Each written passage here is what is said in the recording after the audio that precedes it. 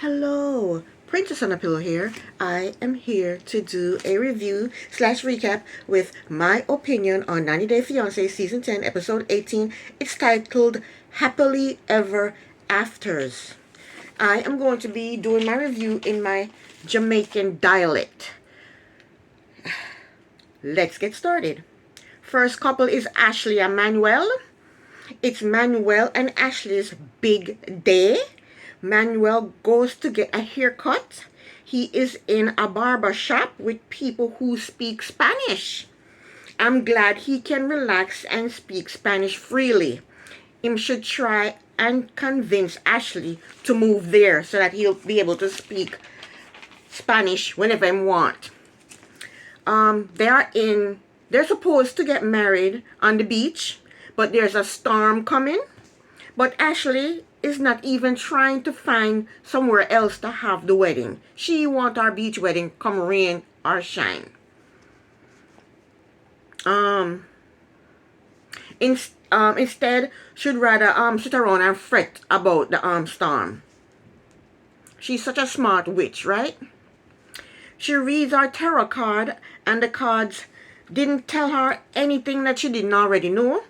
She claimed the cards told her that they will have a wedding in a bit of chaos and they can't do anything about it. And that's what she said the stupid cards said. So them go into separate rooms to get dressed. On the way to the ceremony, Ashley started bawling and crying and acting like a fool. I wouldn't have been able to ride in that car with her. No, would have to stop, get out and call her Uber. So finally she calmed down and stopped bawling. And she was bawling with no tears. No tears are come. She's a dramatic witch. So them get to the beach and we see our father for the first time. Our father walk her down the aisle in the rain and they get married in the rain. Them is pronounced man and wife in the rain. That's the end of Ashley and Manuel. Next up is Nikki and Justin. We see Nikki bawling her eyes out. This show should have been, the title of this episode should have been Bawling My Eyes Out, or The Crying Game, or something like that. Apparently Nikki was doing an interview when she received a text from Justin dumping her. She said a week ago they got into a really bad fight and they hadn't spoken.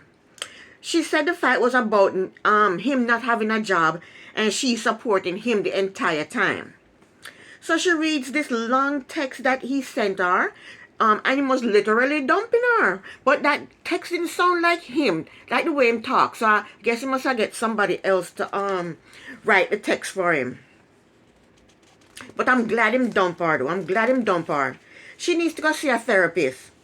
She should have never gotten into a sexual relationship with him and not disclose the fact that she's trans. And that's how I feel about that all day long. She need to tell, if you're a trans and you get into a sexual relationship with somebody, you need to let them know that you're a trans. Let them make the decision whether or not they want to be with you or not. She texted him begging him to take her back. She said him ignore her text, and good, I'm glad. I don't want him to ever respond to her. Next scene, Nikki is in bed crying. Her mother come over. Her mother think it's cold that Justin broke up with her over text message. What should he have done? Broke up with her over FaceTime? He is in another country. What she want him to do? Fly to the States and dump her and then fly back? Nikki said she'll keep the 401k visa, the 401k, the K1 visa open because Justin might change his mind. He probably will change his mind though. When he broke and have no money, he will change his mind and call her up.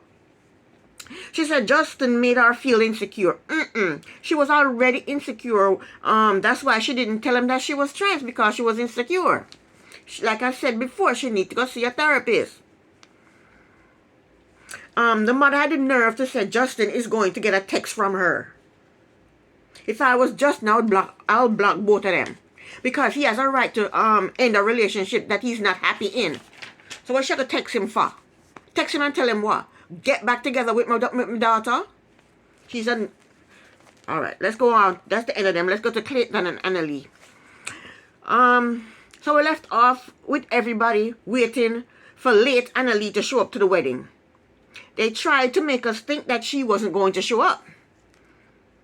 her makeup artist is Clayton's niece. So we know she was sending them messages, letting them know what was happening. That, she's running late, we're doing her makeup, she'll be there soon. So I don't know why they put on this big front. Will she show up? Will she show up? Will she show up? I knew from a fact that she was going to show up. And I knew that the producers was just trying to keep us in suspense. Them was trying to spice up the scene a little bit. I knew it was a stupid little plot. It didn't make sense for her to break up because of a stripper. What really shocked me was that Clayton's father, Ron, the one we've never seen him before, and now here he is walking Annalie down the aisle. And Ron looked like him could be Clayton's grandfather instead of Clayton's father. So them get married, and the wedding was nice. At the reception, Clayton surprised Annalie with a mariachi dance, a Mariana dance. It's a dance that them do in Peru. Annalie ended up dancing with him, but the level was the dancing was cute, but it was a low level dance. So then the mother tell the camera that she plan on getting her own place. I believe it when I see it. She not gonna away. Next scene, they're back in the apartment, and Annalie had the nerve, the audacity, the gall, the balls to tell Clayton that as a wedding gift to him, she going to tell her father that they're married. That's not a wedding gift. That's coming clean on a lie, Annalie.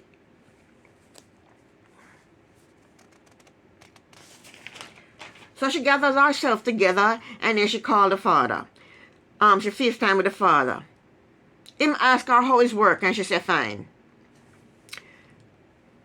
And then she take him forever to tell him that she married.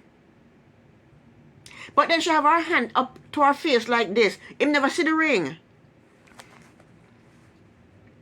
So then she called Clayton over, and Clayton comes sit down beside her. Clayton said hello to the father. The father don't acknowledge Clayton yet. She told the father that Clayton is her boyfriend. Then she told him that she have something else to tell him, and she showed the father her and Clayton's wedding rings. And I don't understand why she's afraid to tell her father. What's he going to do? Spank her? Beat her? What am I going to do? I'm in another country. Who cares? The mother already knows. This is just odd. It's just the oddest thing to me. Anyway, she showed her father their rings, their wedding rings, and told him that they are married. The father started to cry and didn't get up and walk off. Annalie's sister came on the video and she said, Dad is upset. No shit, Sherlock. And then after them get off of the phone, after them hang up the phone, Annalie is crying, talking about she's sad. Well, she brought it on herself. Who tell her to lie? Who tell her to tell lies? Next, Citra and Sam. We find out that Citra slept with her sisters in the bed, and Sam and the father slept on the bunk beds. Citra claimed she didn't want to do anything with Sam because them live out in the boonies, and the chainsaw massacre was going to come get her. But Sam was disappointed. Sam said the reason he didn't do anything with her was because the father would have been in the next room and would hear everything because the wall's too thin. Him saying that's okay, he can't wait because the whole family leaving the next day. So next scene is Citra, Sam and the father, they're in the kitchen, and the father told Sam to reiterate to Sam to take care of his daughter and be responsible for her. He tell Sam to pray, don't do drugs, don't eat pigs, don't drink alcohol. All the basic things him like to do. The father tell him not to do. The next scene we see Citra and Sam in bed. So I guess the family left and they told us that they had sex. They said they had sex though in the laundry room because the dogs was in the bed. So them couldn't get to do it, so them had to go into the laundry room. That's so stupid. Put the dogs outside. Now that they're done having them little fun, and them have to face Sam's court date in 2 days. Citra reassured Sam that she's going to stick by his side, and the producers let us know that Sam resubmitted his paperwork, and in 6 weeks he should have a decision regarding jail time. Last but not least, we have Rob and Sophie. They are in Santa Barbara for their wedding. They check into them hotel. They are happy. Them on the balcony drinking champagne. The next morning, Sophie wake up and she have a sore throat and she think it's a omen that she shouldn't marry Rob. And in the other room, Rob's friends come over and them join him, and they're in separate rooms getting dressed for the wedding. It's a beach wedding, and them both look simple. Them both not dressed fancy or anything. They're not looking all grand up and they're grand, and them just look simple. But them have everything set up at the beach. Them have cake, plate, candle, flowers, knife, fork, no chairs. Them have a sit down on cushion in the sand. I never see cheapness like this before.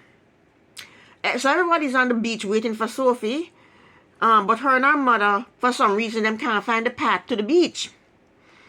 And Robbie standing at the altar waiting on them, and him seem to think that she's running away because she can't find the path to the beach. Somebody finally take pity upon them and show them the path to the beach. The mother walk Sophie down the aisle, and during the ceremony, him cry, and during the ceremony, the mother cry.